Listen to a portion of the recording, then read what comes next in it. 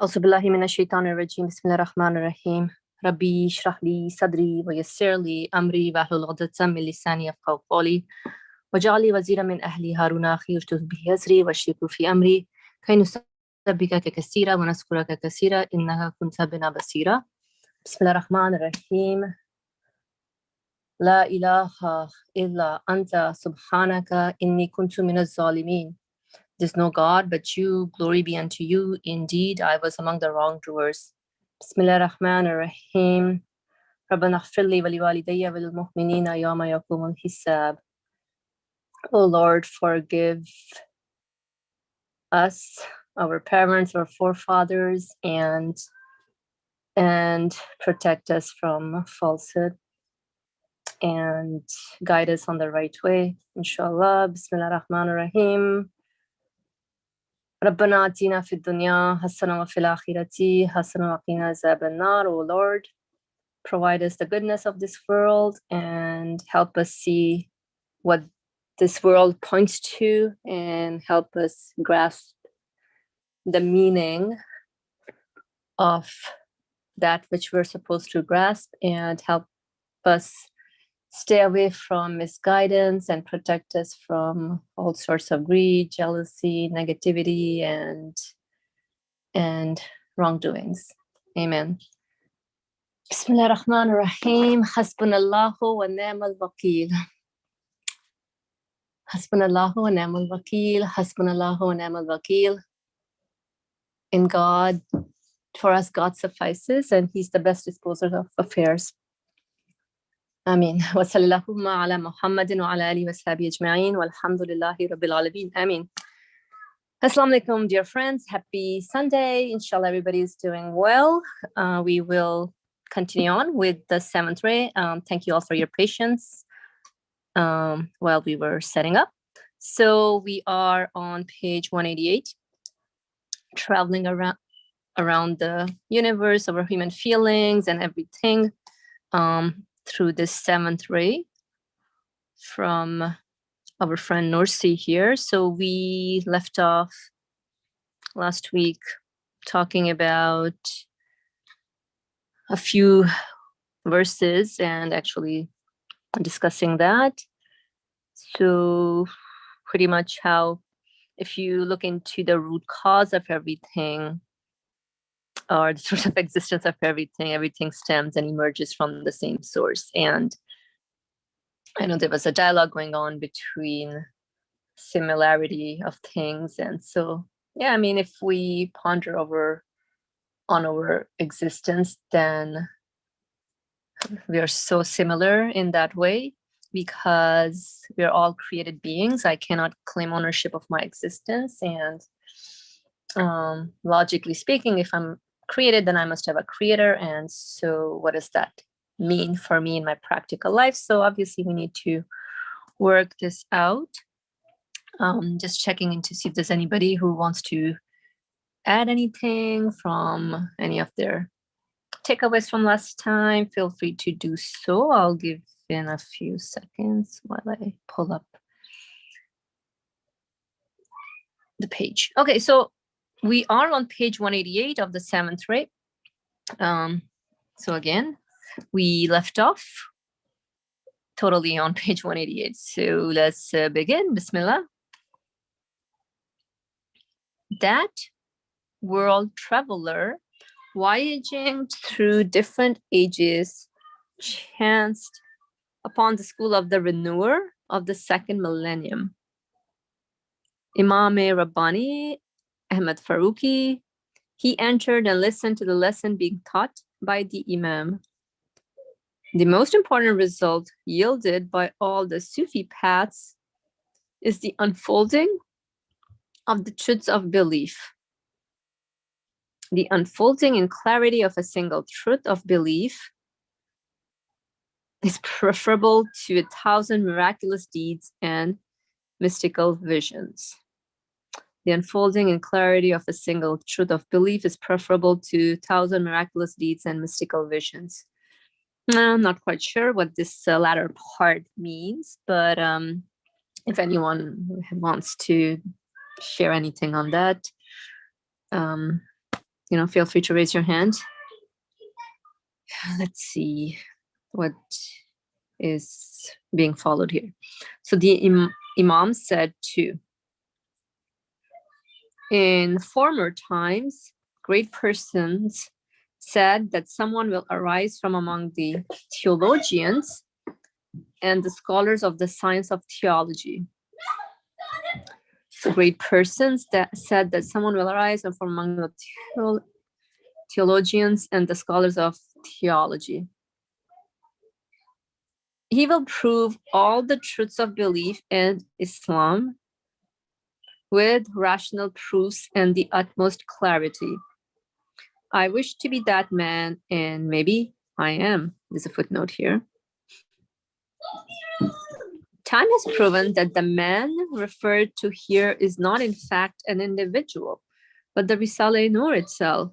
It may be that the people of unveiling happened to notice the insignificant interpreter and proclaimer of the Risale-e-Nur, and hence came to speak of a man. Interesting. Well, I think as we progress in our human journey, everybody's at really different ages and stages in their lives. We definitely, things get unfolded to us as far as helping us unveil the meaning of what this universe points to. Otherwise, I don't see any reason of being given existence if it doesn't have a meaningful meaning. That is, if it doesn't lead me to something that satisfies my not only intellect, but also, and more so, my heart, which really, at the end of the day, is our whole human persona, or the being. And yeah, so and I think what we have available right now at our disposal, the text we're reading, it's available online, erisale.com. There are books available, whatever we're reading. So it's just, it's a means. It's like for us to really try to understand the reality of things. Any kind of questions we may have, you may have grown up in a very religious household, you may have grown up in a non-religious household, doesn't matter. You can come in from any walks of life, and as long as you have, and everybody does have those human questions, but we choose not to look into it. As long as we search and check in and investigate what our existence points to, then we get answers. So yeah, this is, alhamdulillah, it's a blessing. We should be very thankful and grateful to the one who has given us existence, because alhamdulillah, resources are available to us, and it's just that we ought to use them in the right way. And so the author of this book, Nursi, may God be pleased with him, seriously, this is like some very thought-provoking reflections that should help any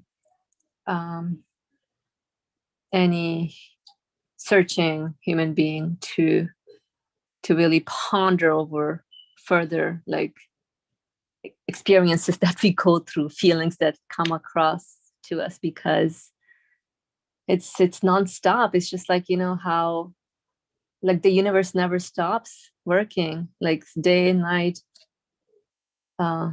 June, July 2019, 2021, like, wow, like time, we say, yeah, time's flying, but what does all this mean? So really we see a nonstop pattern in existence, and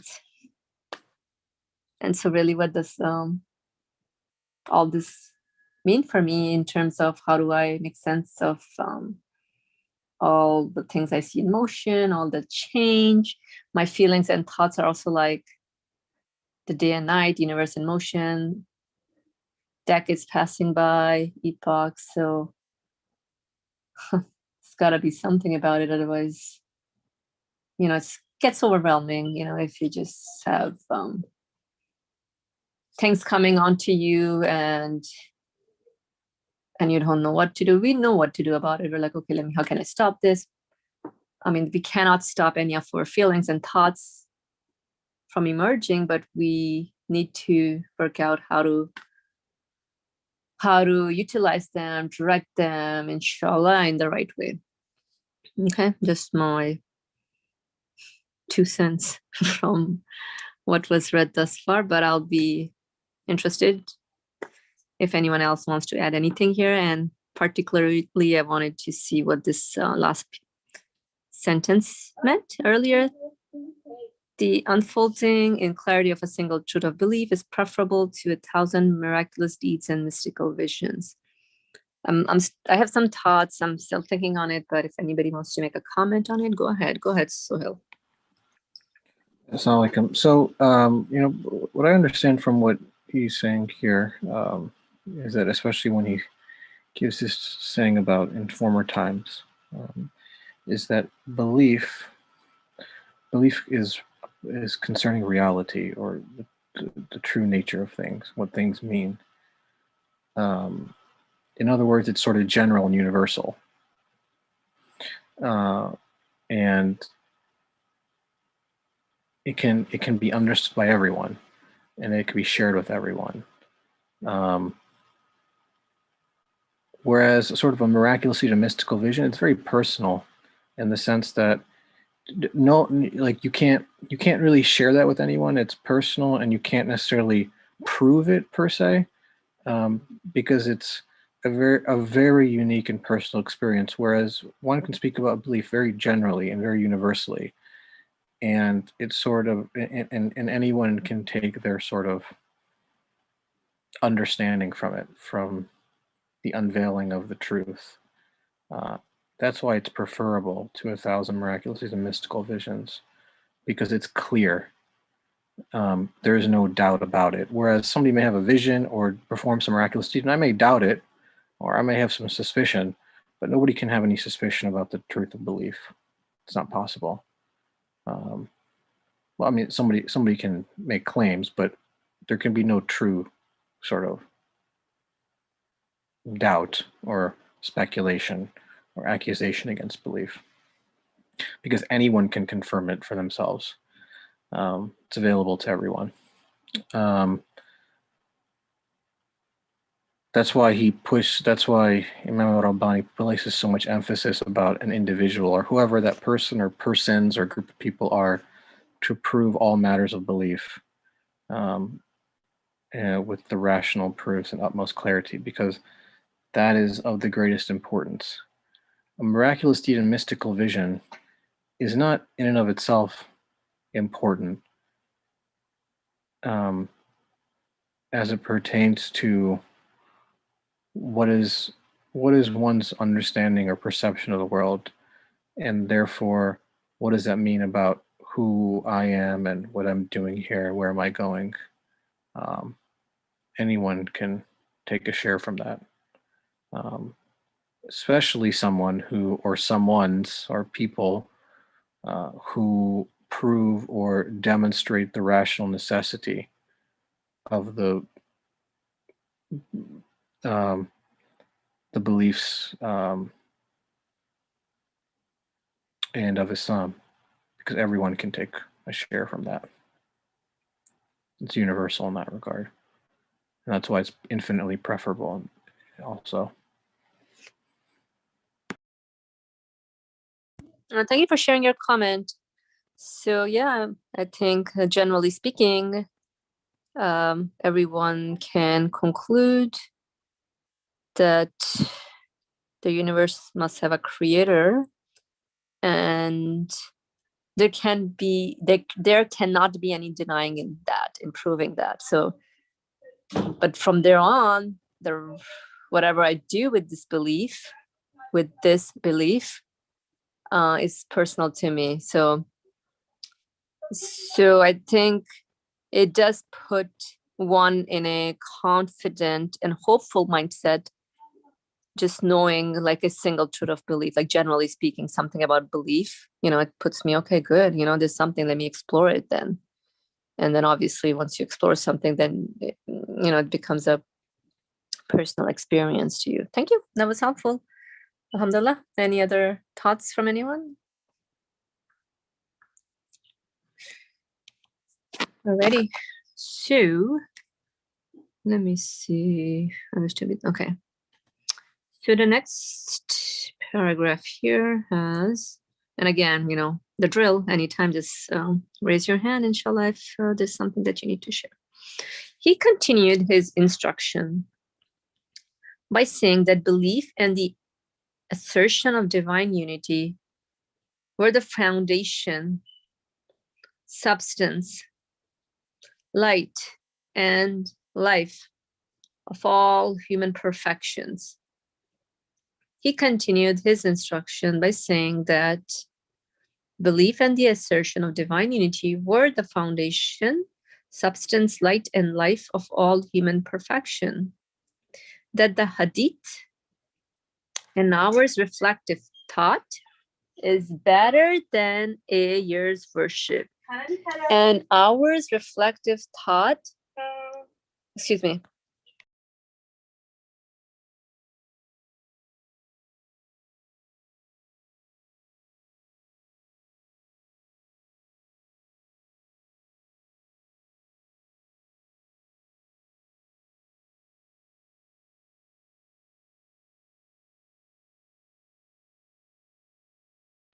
I'm sorry about that. So yeah, this is an interesting hadith. I've been like, the author has shared this before, but like the way the text started, I'm like, it reminded me of this hadith. So yeah, I was like, maybe he's gonna get there. So yeah, this is exactly what I was, some thoughts that occurred to me. An hour's reflective thought is better than a year's worship. There's a footnote here. Okay, doesn't need anything. Okay, it refers to reflection on belief. Oh, yeah, very true. I mean, that's interesting. And that the silent mode of invocation practiced in the Naqshbandi order is a form of this most excellent reflection.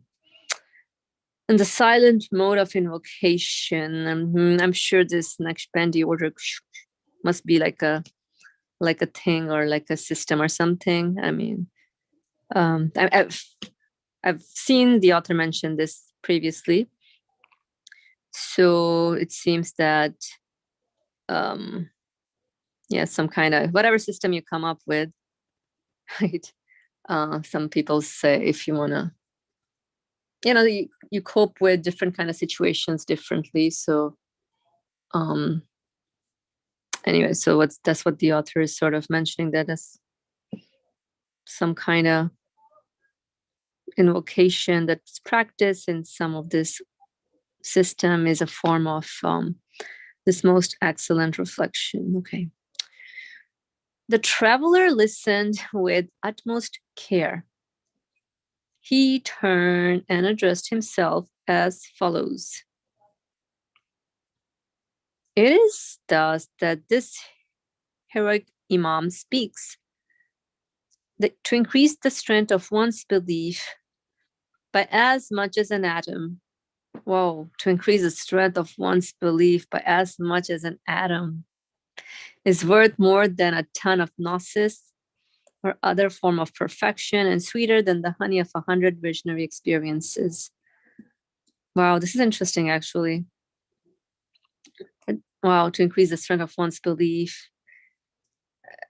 I don't know what would that mean, increasing the strength of one's belief, as in maybe the confidence, or maybe like, the burning desire, let me do this. Yeah, like, let me figure this out. So all of that is just, that realization is worth more than like 1,000 piece of chocolate cakes. I mean, or anything else you may do to indulge yourself in a little bit of enjoyment and pleasure and fun of this world, which I'm not saying is you shouldn't do. Yes, we should. We should all enjoy, have fun, do whatever you need to do to take pleasure from things. But just as long as it's done with connecting it to the source of your existence, and that's the best way. So go ahead, Sohail. I find it interesting. He says that the emphasis on an atom is worth more than a ton of gnosis or other form of perfection, in that the emphasis is placed on reflecting on reality, or reflecting on what's actually happening in my life, or the experiences that are happening, compared to visions or gnosis, which has some sort of connotation that it is just pure sort of maybe fantasy or imagination, and a disconnect from what you are actually experiencing in this world. Whereas belief is very much connected to one's experience of the world, like real, tangible experience of the world, and making sense of it. And making sense of it is through reflection. An hour's reflective thought is better than a year's worship, because worship, in a sense, is like a reflection or manifestation of one's conclusion.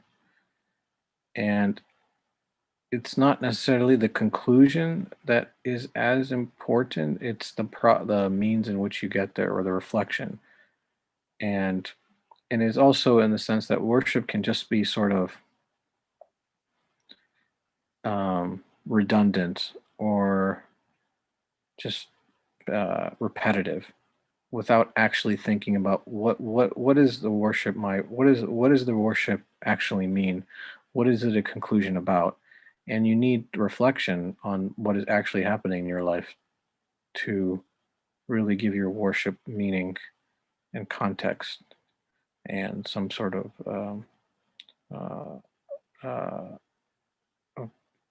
perspective or objective to it.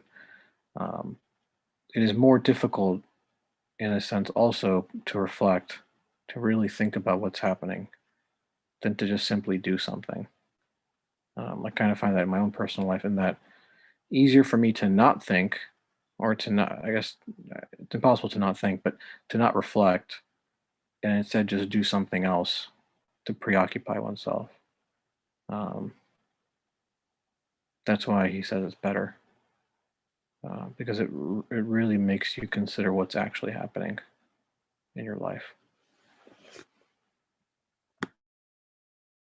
No, Jazakallah khair, that was a beautiful comment, because we are experiencing things every moment, and so the worship aspect, or the meaningful aspect, really is my conclusion, and we are concluding something all the time. But I think, am I coming up with the right conclusions, or my conclusions are just something hanging in there? Or I think the conclusions are there, but how am I really expressing those out? Ali Murmur, go ahead, please. This an hour's reflection, reflective thought, is better than a year's worship. Everybody understands that. It's easy to understand. Just I wanted to reiterate again, they are not mutually exclusive. It means I'm reflecting, so I don't need to do worship. Of course, this words needs to be defined. Reflective thought, it means trying to improve the quality of your conviction, as Suhail was saying. But whereas the worship is just practice of what we have concluded so far, I understand that in a very simple example. if I am a plumber, for example, let's say I have taken 2 months course about it, and I got a very general understanding of plumbing, very general, and start practicing it. Now, if I ask myself, is it better to take further training in plumbing or just keep working with my previous 2 months training? Of course, in 2 months training, what I do, I don't know exactly how the things are working, so I try to do this way or another way, error and whatever it is. Trial and error. Trial and error. Trial and error. I couldn't learn this expression. Trial and error. Doing things, for example, instead of doing it straight away in 10 minutes, it takes me 2 hours. But if I increase my training in plumbing, instead of spending for each work 2 hours, I would be spending 10 minutes for each work. So can you compare it? No, not at all. We know that training at a higher level increase the speed of the work we do. So increases the value of worship we do. As if, whether, let's say, worship action, let's say I am doing 5 minutes of action, but reflective thought is like the multiplication number. 5 minutes multiplied by 1. But if I concentrate on the reflective thought, it means increase the value of my conviction. Although I may be still doing 5 minutes of worship. Oh God.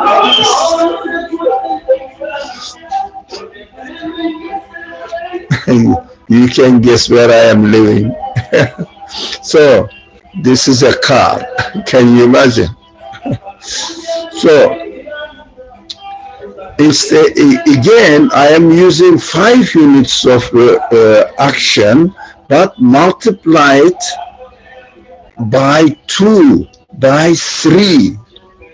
So multiplication number is important, that we should increase the multiplication number rather than the action, the number of the action. These are just representative of understanding the difference.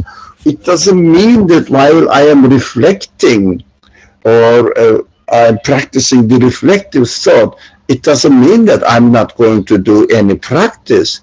Of course, I will do the practice alongside with my reflection in order to practice it, learn it, but keep increasing the value of my understanding, my conviction, my belief, realization of the truthfulness of my belief, increasing the belief, the strength of belief is much more important than just concentrating on action without spending time or without sparing some time for reflection.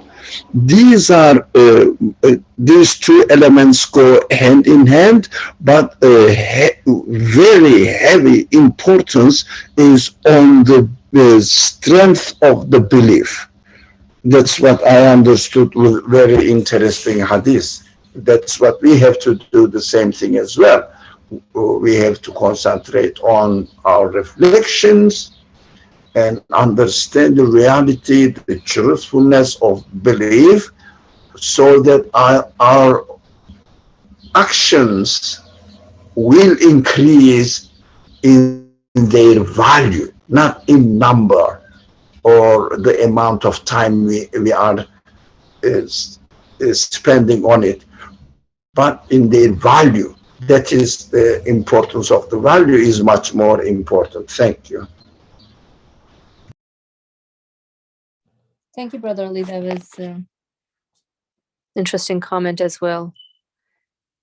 I'm sorry, I'm speechless right now because I'm really reflecting on this, what you shared about the meaning of this hadith. It's practical, but yeah, an hour's reflective thought is better than a year's worship. So, I mean, reflecting really, I mean, we do have thoughts that are coming in every moment. Sometimes reflections just don't get, what do you say? I mean, I can personally speak for myself, like there's sometimes no closing to some of my reflections. And I'm like, wait, what? But I think that's what at least we need to come up to a conclusion with our reflections, and that's better than like what you were saying about a few minutes of some kind of act. And obviously the more we reflect, the more we practice, the better we get at it. All right, thank you. Anyone else has anything to say, add? Okay. All right, so let's continue with the next paragraph here. By the way, that's a very important hadith to ponder over. I still thinking about it. But I think what you said about the value of anything is what matters at the end of the day. I had a teacher of mine once told me that be cognizant of the journey, not the destination. And I think that's what we need to be doing in our journey here. Be more conscious and aware of what everything points to, inshallah. Okay. Last paragraph here on page 188. On the other hand, the philosophers of Europe have leagued together for 1,000 years to invent objections and doubts in their hostility to faith and the Quran, and to attack the believers. They wish to shake the pillars of belief that are the key, the source, the foundation, the foundation of everlasting felicity, of life immortal, of eternal paradise. We ought, therefore, to strengthen our belief by making it one of realization instead of one of imitation. We ought, therefore, to strengthen our belief by making it one of realization instead of one of imitation.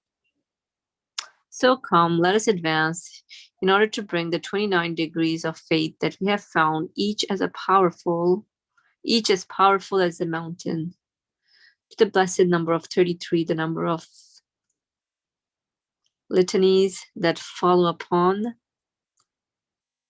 prayer, and in order to see a third stopping place in this realm of instruction. Let us knock at the door of the dominical sustenance of the animate world and open it with the key of, in the name of God, the merciful and compassionate. Speaking thus, he beseechingly knocked at the gate of this third stopping place, a compendium of wonders and a spectacle of marvels. Saying, in the name of God, the opener, he opened the gate. The third stopping place became visible to him. He entered and saw it was illumined by 4 great and encompassing truths, and that demonstrated the divine unity as brightly as the sun. I'm going to read this again. On the other hand, the philosophers of Europe have leagued together for 1,000 years to invent objections and doubts in their hostility to faith and the Quran, and to attack the believers. They wish to shake the pillars of belief that are the key and the source, the foundation of everlasting felicity, of life, immortal, of eternal paradise. We ought therefore to strengthen our belief by making it one of realization instead of one of imitation. So come, let us advance in order to bring the 29 degrees of faith that we have found, each as powerful as a mountain, to the blessed number of 33, the number of litanies that follow upon prayer, and in order to see a third stop in place in this realm of instruction. Let us knock at the door of the dominical sustenance of the animate world and open it with the key of, in the name of God, the merciful, the compassionate. Speaking thus, he beseechingly knocked at the gate of this third stopping place, a compendium of wonders and a spectacle of marvels, saying, in the name of God, the opener, he opened the gate. The third stopping place became visible to him. He entered and saw that it was illumined by 4 great and encompassing truths that demonstrated the divine unity as brightly as the sun. Interesting, yeah. So I think it's there's a comparison being made in terms of one has to be truthful to themselves, and rather than, denying, or if one was to choose that path, then it's full of just making up things.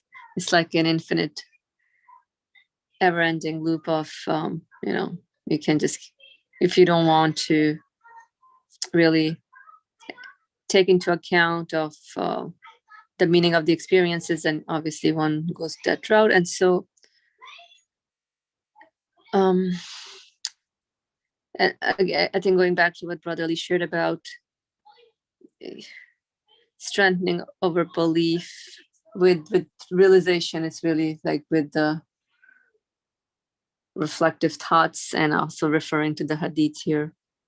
I think that's more, it brings more value to one's existence rather than, doing things without knowing what to do, or doing things just like without any consciousness of the real purpose behind what you're doing.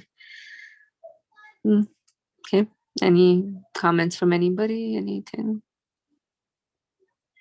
Okay, so then we can look into these truths that the author is mentioning. The first truth, the truth of opening. That is the opening up from a single simple substance of innumerable varied and separate forms, together everywhere in a single instant and by a single deed, through the manifestation of the name of opener. Yes, in the same way that God's creative power has opened up innumerable beings like flowers in the garden of the cosmos and endowed each with an orderly form and distinct identity through the manifestation of the name of opener, so too, although in more miraculous fashion, he has given to the 400,000 species of animate beings in the garden of the earth, each its symmetrical, adorned, and distinct form. Bless you. He creates you in the wombs of your mothers, creation after creation, in 3 darknesses. That is God, your sustainer. He's the sovereignty. There's no God other than he. Where then will you turn? Oh man, this is deep. This is Quran chapter 39, verse 6. Like this last piece. Where then will you turn? Wait.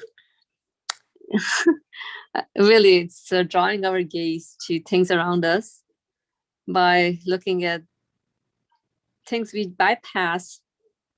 The example given here, like of a flower, when it opens up, first it's a bud, and then starts blooming, blossoming, and then it's interesting how all that is happening. How do I explain that deed, or that act of creation taking place?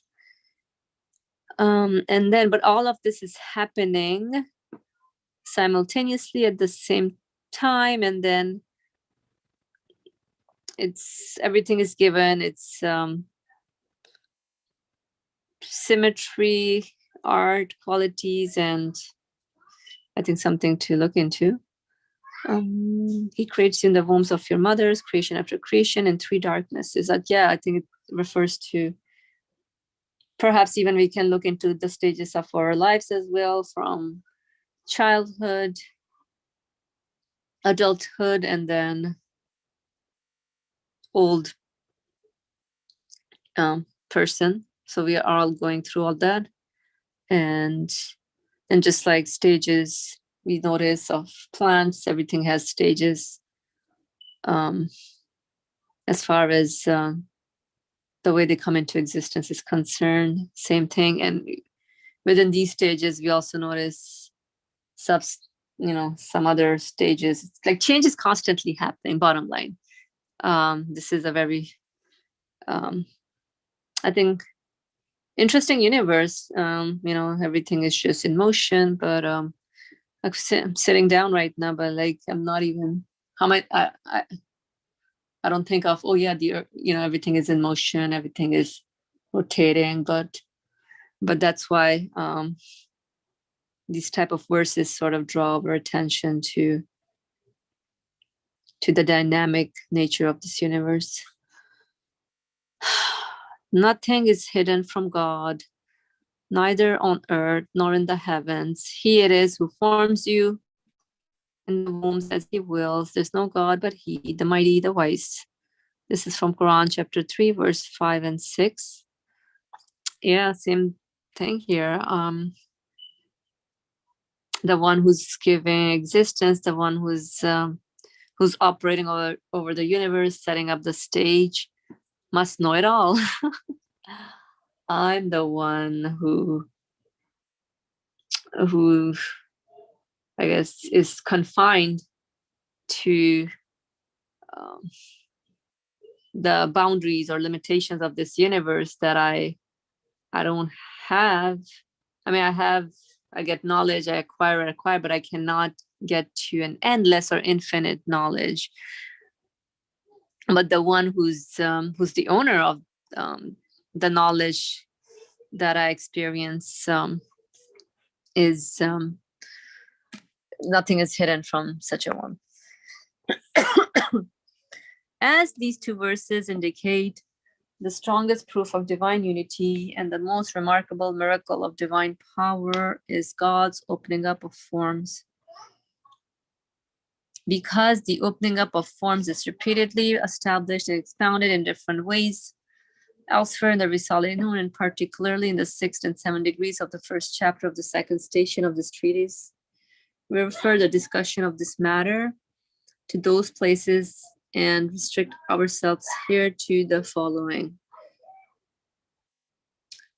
Okay. According to the testimony of botany and biology, based on profound research, there is in the opening and unfolding of forms such comprehensiveness and artistry that other than a single and unique one absolutely powerful, able to see and do all things in all things.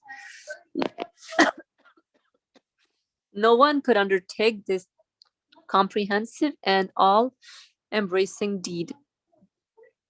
For this deed of the unfolding of forms demands a wisdom, an attention, and a comprehensiveness that are present at all times and are contained within an infinite power.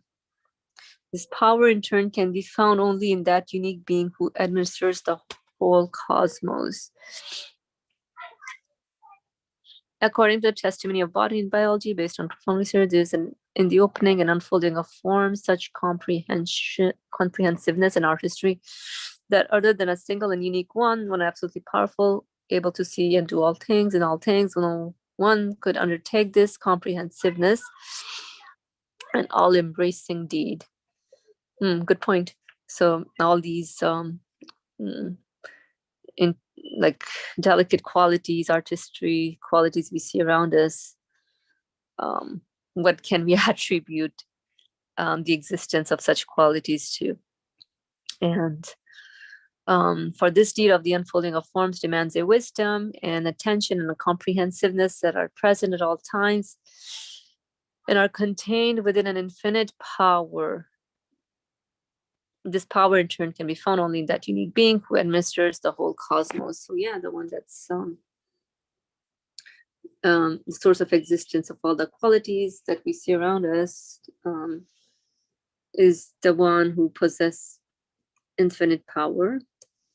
As is decreed in the above quoted verses, God's attribute of opening, expressed in the opening and creation of the forms of man from their mothers, as is decreed in the above quoted verses, God's attribute of opening, al-fatah, I would say, right? Expressed in the opening and creation of the forms of man from their mother's wombs, within three darknesses, separately with equilibrium, distinctness, and order, without any error, confusion, or mistake. This truth of the unfolding of the forms of all men and animals all over the earth with the same power, the same wisdom, and the same artistry is the most powerful proof of God's unity.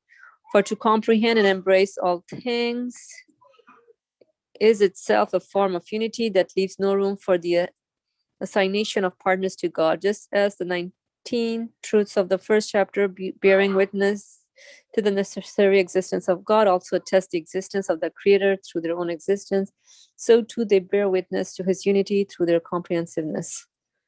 Our traveler then saw the following second truth in the third stopping place.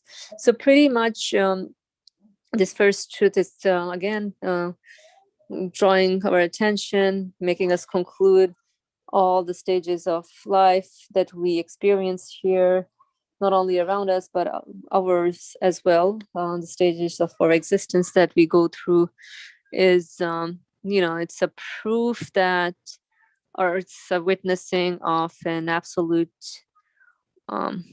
comprehensive divine one who possesses artistry, and that's found in everything that we experience around us.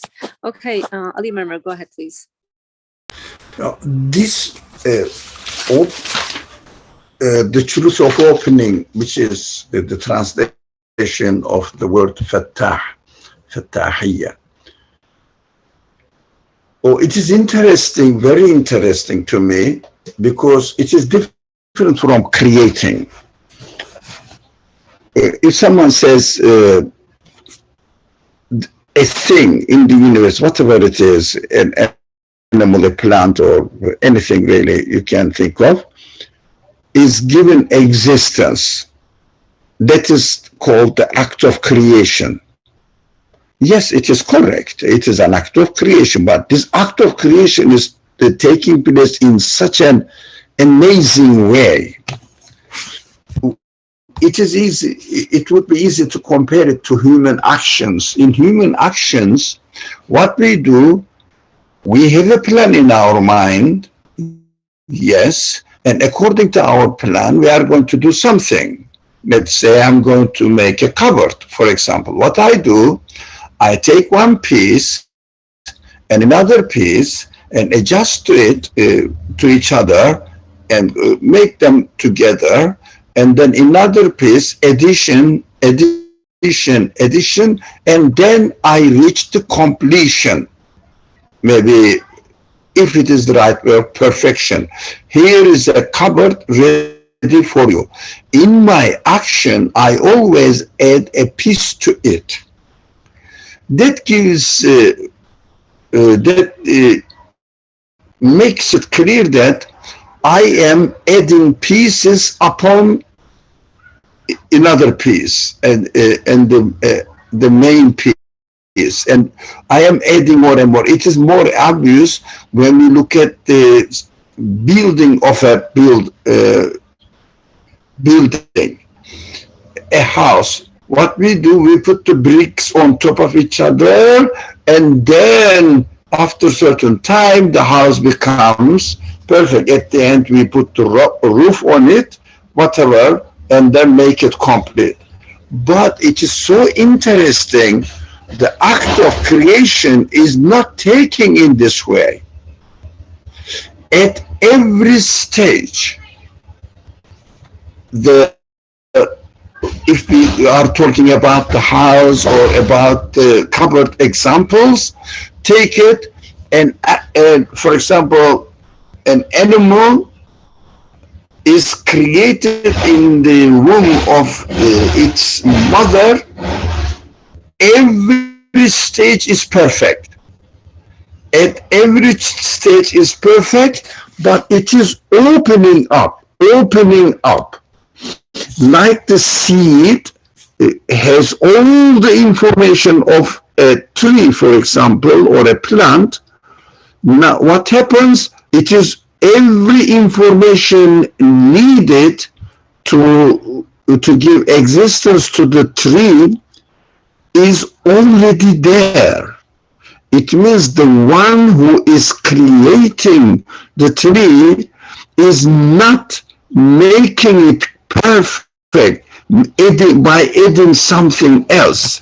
How is it taking place? It is already perfect, but it is opening up as if it is disclosing its secrets in the seed. Potential capacity of the seed has all the stages of its existence, but demonstrates that it is slowly, as the text says, is perfect separately, equilibrium, distinctiveness, order, without any error, confusion, or mistake. Everything is created perfectly at every stage. Every stage is complete. For example, a fetus is complete. Everything for a human being needs to be there is there, already there. That really helps us understand that the Creator is not adding anything. Creator is not piling up, but the Creator of anything, but especially animate beings, Creator is already created everything in its full form, but it is in the course of time, it is not perfecting its creation, but it is unfolding its creation. By unfolding the creation, it is perfecting it for the observers. I see that, oh, look, the baby is growing, or the plant is growing. For example, when I don't see at the beginning of the first shoot comes out of the seed, the fruit, but the program of the fruit, necessary elements of the fruit is already in the seed, in the shoot. It is already there, but it is opening up, demonstrating what is already there to observers, like conscious observers, like human beings. That kind of creation really doesn't let any doubt that the Creator is completing in the course of time the manifestation of his act of creation. No, it is just opening up the manifestation of his absolute power, how the absolute power is manifesting itself at every stage. It is not completing like I complete my work. It is already complete there, but opening up the secrets, which is already there. It is very interesting, actually, to see the universe in this way. Thank you so much, Brother Ali. Jazakallah khair for this comment. Yeah, it's just like an unveiling of things. So for myself, I become aware of what lies beyond something, or what lies beneath something. And I think Colin's comment here reflects well with what you said. The truth of opening points to the self-disclosure of the possessor of limitless names and attributes of beauty.